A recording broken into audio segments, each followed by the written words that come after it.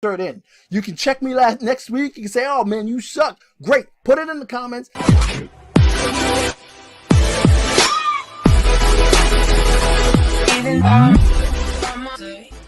Welcome back to the Fantasy Backpack. Now, I don't know if you noticed, but I didn't do waivers yesterday. Now, I started a podcast. It's on Stitcher. I'm going to leave the link in the bottom. And I was doing waivers for that podcast, and it was the first one. And I'm like, you know what? This really doesn't help people. Like, this is week 10, waivers doesn't really help me. If you're desperate, you're going to spend all the money, but it doesn't help everyone in the league. It might help specific people, but waivers at this point is basically a crapshoot. Whoever best guy is, you pick them up. Whatever fits your team, you pick them up. You don't need me to convince you or tell you why you should pick someone up. You pick them up and you see what they do. If you're desperate, you pick the best guy up and you spend the most fab on him. That doesn't really help you. I know that doesn't help me. Like, until week 6, week 7, I think waivers are great before that point because you're trying to find out if a guy is a real thing on a team. At this point in the season, the real things, the teams, it's all basically conformed. It's now basically matchups. It's now what you should do. It's how you should do it, not who you should pick up this guy. Trades are still relevant because I think until Thanksgiving, that's when most teams' trade deadline is. So that's still all relevant, but the waivers, I was doing it and I'm like, okay, I'll do it for the podcast, but I'm not doing one for YouTube because I don't think it helps anyone. The most production I think people get off of YouTube is when they ask me questions in the comments, because then that's really what helps your team. So unless we could do a live show where I'm just spitfiring and answering questions every week, then it doesn't really help you per se. So this is what I decided I'm going to do. So for quarterbacks, running backs, receivers, I figured I'm going to do like 3 shows a week, just giving you what I think. 3 shows a week, just basically giving you a breakdown. This is what I'm thinking. I'm going to do for quarterbacks. I'm going to list 4 guys every week that I think are going to be in the top 5. That consensus-wise wouldn't be in the top 5 or wouldn't be listed as ranked in the top 5. Because you can find any rankings anywhere, but they don't fall as they should. They don't fall as people go because most of the times, most experts list 1 through 6 is a jumbled effect of the same top quarterbacks. The same top quarterbacks. You're telling me those top quarterbacks can't do well or just can't do the minimal, or the team's going to run more? Or what are you giving me here? All you're giving me is the same rankings. Yeah, people are going to start those guys. But let's say Ben Roethlisberger against Cleveland. Most of the times, you probably should sit him. I know he did well the last game, but before that he hadn't. He was okay at best. This could be the one time, and then the next 6 times we're like, well, 6 times ago he did well, but all the other times before that he was average. Now, if he's going to be average in my team, then tell me someone I can go off waivers, or tell me someone I can get, or tell me if I could play this guy that's on my bench over Ben. That's the kind of stuff that wins leagues. That's the kind of stuff that wins week to week. You just can't keep spitting out rankings. I'm trying to twist my brain to see how I can best help. And if this show was bigger, then I could see it. Yeah, I could see doing shows where it's back and forth, questions answered, da-da-da-da-da. That really does help people. So what I'm going to do for quarterbacks is I'm going to do 4 guys that I think is either 2 out of the 4 is going to end up in the top 10, and at least 1 out of the 4 is going to be in the top 5 this week. That's the way I'm going to do it. Now, that puts me out on a limb because then if they don't, then you get to say stuff, but that doesn't matter. I'm giving you legit reasons, legit information, and most of the times it works out because this is the kind of type of work that I directly do for DFS so I can see who to stack, what quarterbacks to use that's not going to cost a crap load of money. So, that's what we're going to do, and that's what I'm going to give you. No more sit starts, no more waivers. Pick up somebody. Start the guy. You're going to start him anyway. There might be one guy in your flex that you have a decision on whether you're going to start him. You start what you have. And trades I might still do because that still works. So let's get right into it. Let's do quarterbacks. It's your quarterbacks. Now, I'm going to try to get through this quickly. You can get more details and Well, all that, if you want to listen to the podcast, there'll be more to it than that. But these YouTube videos should really be short. The first quarterback, Baker Mayfield. Now, his last game, he had against Kansas City, he had 297 yards. He had 297 yards and a 68% completion rating. Now, that was his highest completion rating since he took over the job from Tyrod in the Jets game and came in, and we were all falling in love with whatever he was. Now, in his last 3 games, he has 2 touchdowns per game. 2 touchdowns per game. Now, what makes a difference this game is Doug Williams is now the interim coach. So, what does an interim coach or a coach that's a defensive coach likes more than anything? To run the ball, to get the ball in the hands of the running backs and continue drives. So, because they find out Duke Johnson is actually pretty good, that way everybody knew Duke Johnson was pretty good, they're getting him the ball, and with that, his completion rating is going to go up, and drives are going to be extended.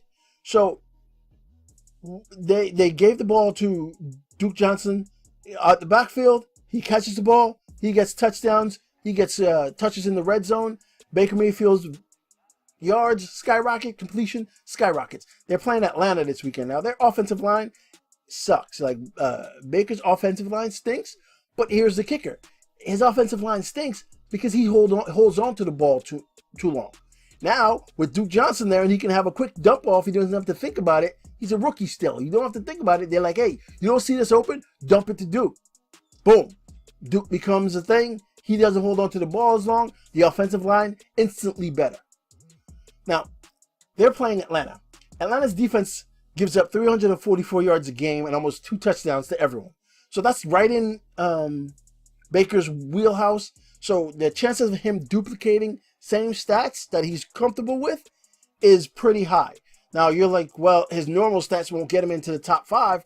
Damn near won't get him into the top 10. Yes, but there are other factors. Since their offensive line stinks so bad, and Atlanta just averages 2.5 sacks a game, ranked 26 in the league in pass rush, that means he won't be hurried as much. So that means he has more time. He gets more comfortable, and the most important thing for a quarterback is getting comfortable in that pocket. Their team is also on defense missing Denzel Ward. Denzel Ward, one of the ranked number 4, I think, touchdown quarterback. It's either 4 or 5 or 6, right around there. In terms of cornerbacks, he's going to be gone. So which means Atlanta and Matt Ryan is going to have a field day putting up points. If they're putting up points, that means then Baker Mayfield is chasing points. You're chasing points just like he did against Kansas City. His numbers go up. Kansas City is actually a better defense than Atlanta. Not by much, but they're a better defense, which means he throws more. That's why I think he's going to do well. He might make it into the top 10. Heck, he can make it into the top 5 if things break right. All right, next quarterback, Eli Manning. I know what you're thinking. I'm a Giants fan. I'm a homerism. Not even the case. Most Giants fans don't promote their own players. They try to stay away from them in fantasy and betting and all that. We're kind of superstitious that way. But the last time I told you that Eli should go nuts, and I compared Eli to Tom Brady, and people went, whoa, whoa, whoa. He had almost 400 yards and a touchdown. If he had gotten 2 touchdowns which Sterling Shepard dropped one, if he'd gotten 2 touchdowns, he would have been top 5 that week. So last time I recommended him, 400 yards, 1 touchdown. He was top 9. Should have been top 2. He's playing the 49ers this week, Monday Night Football. Now, 49ers are an atrocious defense. But the last 2 times Eli has faced the 49ers, it's one of his better teams to go up against. Last time he faced them, the 49ers, he had 441 yards and 3 touchdowns and interceptions. The time before that, he had 273 and 2 touchdowns. We're not going to go back to any time before that because then it'll show you that he had 5 interceptions that game. But we're going to say that's the outlier because all the other times he did really well against them. Now, Eli has a better completion percentage than Brady, Rivers, Luck, Mahomes, all those guys. The only reason Eli is not tops in the league is because his offensive line stinks and they don't get touchdowns. He's ranked like 9th in the league in end zone targets and end zone passes and passes into the end zone. So that means his chances of getting touchdowns are there. They just haven't been there. So against the 49ers team, take the Raiders game out of it. The Raiders game was, I don't know what that was. 49ers defense is not that good. So You take that out of it, a guy that's top 10 in yards per game already, he's currently top 10 in yards per game. All you add is the touchdowns, and you're telling me you don't have a top 5 quarterback going up against a subpar 49ers defense playing in San Francisco where he actually does well and likes to play? Now, we know his offensive line is garbage. They're ranked 26th in the league in pass protection. Yes, I know, that's bad. That's really bad. But the 49ers are only ranked 20th in pass rush. They only get 2.5 sacks a game. So, you take a garbage offensive line, a garbage defensive line, and you have neutralism, and yet you let the guy go. 49ers are giving up 237 yards a game, 2 touchdowns.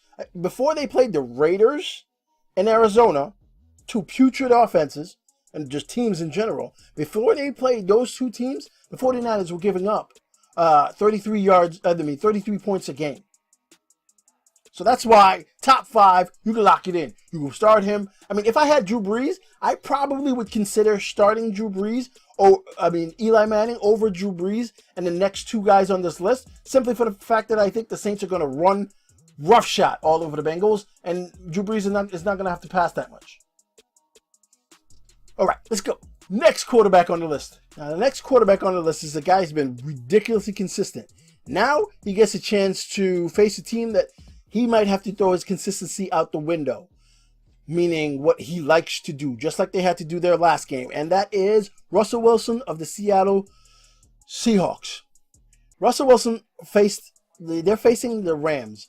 Yeah, last game against the Rams, and I could go back further, but this year's all that counts because this is a totally different Rams team, and I can't really use the stats that way. But historically, once a player does well against the team, he usually does well against them. I don't know. It's like basketball players, once they go to a gym that they like, that they know, they always do well in that gym. It's just one of those things. Something click, that maybe the lighting's right, the weather's right. I don't know. But just certain people click. Now, last time he played the Rams, he had 199 yards and 3 touchdowns. 199 yards and 3 touchdowns. In his last 3 games, he's averaging 217 yards and 2.5 touchdowns. He's only had 2 interceptions in his last 6 games. Now, the Rams defense, you've heard me say this all year, they stink. Without Talib, they stink. The last time he faced them this year, he had 198 yards and 3 touchdowns. The time before that, the last time he faced them, he had 199 yards and 3 touchdowns. So you can see the pattern here. Plus, I think the Rams are home. The Rams defense gives up about 240 yards and 2 touchdowns. They're ranked 23rd in pass rush. They get about 2.5 sacks a game. Most of it's just Donald by himself. The stat that made me add him to the list here is the Rams at home, especially just losing to New Orleans. The Rams at home gain about 100 more yards in total offense at home than they do away, which is astounding. So they're going to put up work against Seattle, which then means Russell Wilson has to throw the ball, much like he had to against the Chargers, to make up the points. This is why I think he's probably going to be top 7, but he can make it into the top 5. Definitely he's going to be in the top 10. And he's running the ball way more. The last 3 games, he's 20, 15, 41. Last 3 games, rushing yards. That's what's been missing from Russell Wilson's repertoire this year that he's always had every other year. All right, next quarterback. Next quarterback is my number 1 quarterback. This is a quarterback that I think has the best shot of making it into the top 5. Now, that quarterback is Marcus Mariota. Mariota is facing New England. New England, we know what the Patriots are. Actually, we don't. You might think you do, but you don't. Now, Mariota's faced New England one time. He had 254 yards and 2 touchdowns. But he also rushed for like 32 yards. His last 2 games, and I'm only using his last 2 games for him because Mariota's been hurt. So his last 2 games, he's had 235 yards, and he rushed for 35 yards each game.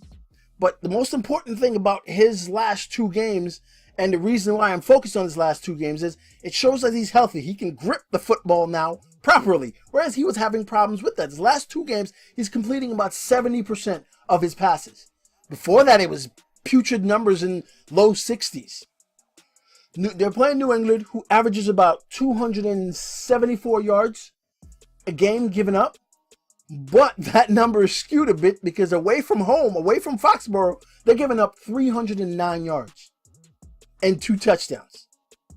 They are ranked, New England's defense is ranked 30th in pass rush with 13 sacks. That's only slightly better than the Giants and the Raiders, 2 teams that doesn't sack anyone. So Mariota, with his ability to run, with his ability to now throw the ball, and his last 2 games being phenomenal completion-wise, and it rising every week in the amount of fantasy points per game.